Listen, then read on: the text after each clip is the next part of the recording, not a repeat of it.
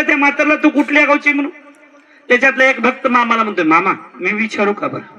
काय, मीच विचारून बघतो ना. मामा म्हणले, विचार विचार, जा जा, पळ पळ पळ पळ. त्याला म्हातारला विचार. म्हातारे पुढे पुढे जाऊ लागले. त्यावेळेस मामाचे भक्त त्या म्हातारेकडे गेले आणि म्हातारला म्हणते, ए म्हातारबाई, ए म्हातारबाई, तू कुठल्या गावची, तू कोण. अंबाबाईची वटी बाळूमामानं तुला कशी दिली. त्यावेळेस ती म्हातारी मामाच्या भक्ताला म्हणते, तुम्हाला का चिंता पडल्या रे माकडे हो. अरे तो कोण आहे मी कोण आहे ते मला आम्हा दोघांना एकूण एकाला माहिती आहे की रे.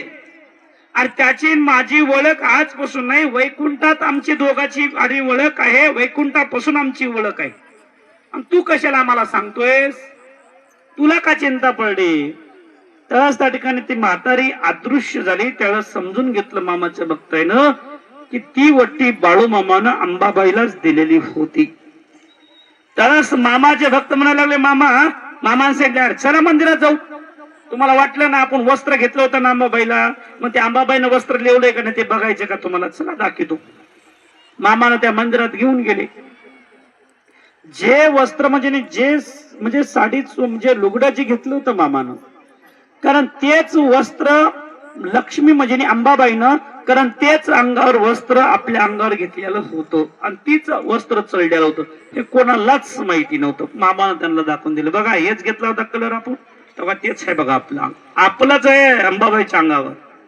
मग त्यावेळेस मामाच्या भक्तांना समजून घेतलं की साक्षात अंबाबाई सुद्धा मामाला नमस्कार करते. जिने बाळूमामा कोण.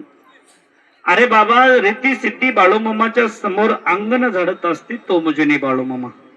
कारण मामानं ज्यावेळेस कोल्हापूरमध्ये मामा नेहमी यायचे आणि त्या कोल्हापूरमध्ये एक जानता होता. म्हणजे जानता ह्याचा अर्थ कळतो ना, जानता म्हणजे वैद्य होता.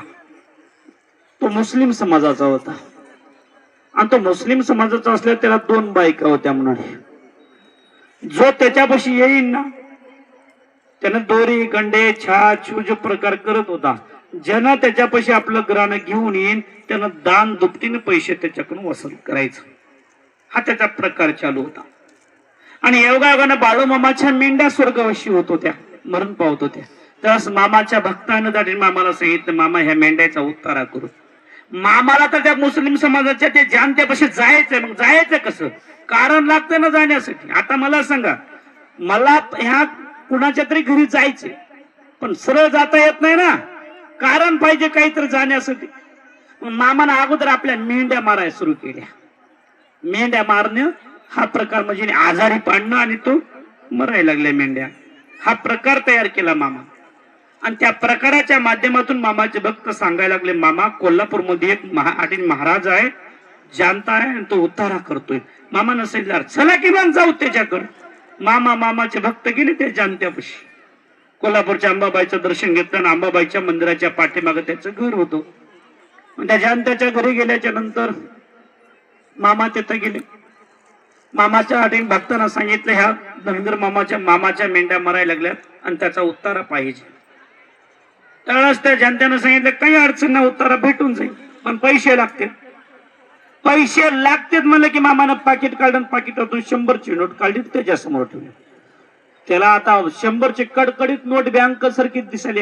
ह्याच्या मनात आता चांगलं गवसलंय, मेंढ्या आता मराल्यात, त्यांना किती मागितलं तेवढं देणारच आहे ताई. मग त्यावेळेस मंडळी करू कडकडीची नोट ठेवली की त्याची आशा वळली. त्यानं सांगितलं, एवढ्यामध्ये काही होईना भाऊ, औषधच होत नाही मला. दुसरी मामानं तडीने म्हणजे पाकिट काढलं, पाकिटातून 1 रुपया अचूक 100ची नोट काढली, त्याच्या समोर ठेवली. दुसरी ठेवली तरी होईनाच म्हणून, तिसरी ठेवली तरी ते तयार होईना, चौथी ठेवली तरी तयार होईना, 500 रुपये ठेवले त्याच्यात टोटल, तरी त्या काळाला तो 500 रुपयात तो मामाचं काम करायला तयार नव्हता. असं करता करता 1100 रुपये त्याच्या समोर ठेवले म्हणून कडकडीत. आपण जर पाकिट घेऊन बघितलं त्या पाकिटामध्ये 1 रुपया दिसायचा नाही आणि मामानं पाकिटात हात घातला की ती नोट तयार व्हायची. विचार करा मामा देव कसा असेल. तर त्यावेळेस मंडळी खरोखर 1100 रुपये ठेवल्याच्या नंतर सुद्धा त्याची भावना थांबत नव्हती. त्यावेळेस मामानं आपल्या भक्ताकडे पाहिलं, सांगितलं, ह्याचं बघू कर मी आता. काय ह्याला लावू का कामाला, तर त्यालाच मामाचा भक्त हात जोडून त्याला मामाला सांगतो, मामा गप्प बसे बाबा, त्याला त्याच्या मागे लागू नको, आपलं अगोदर काम करून घेऊ नंतर बघू. नाही नाही मामा म्हणते बघू तरी. आता मामा कसे बघणार होते, मामा तर काही करणार नव्हते, मामा सृष्टीचा अधिपती नायक होता तो. तर भगवंतानं डाव्या पायाचा अंगठा जाग्यावर दाबून धरला.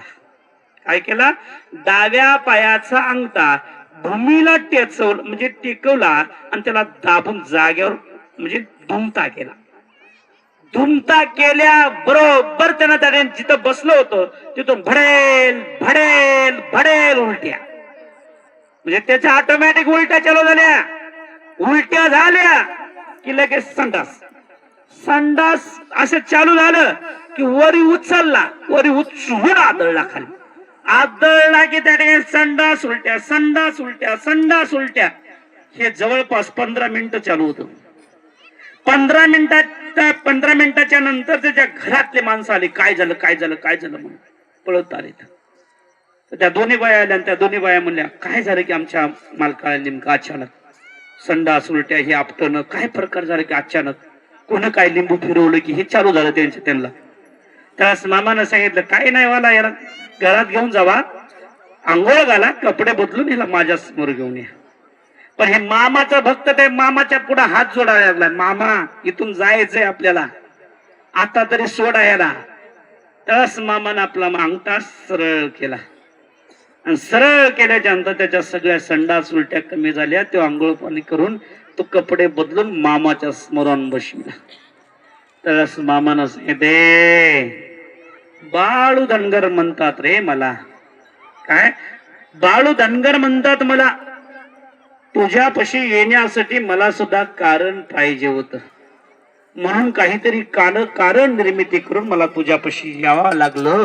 कारण एक लक्षात ठेव, तुझ्यापाशी गोर गरीब आलडेले नळडेले सुखी दुखी लोक तुझ्याकडे येतात, ह्याचा अर्थ नुसतं तुला लय कळतोय म्हणून येतात असं नाही.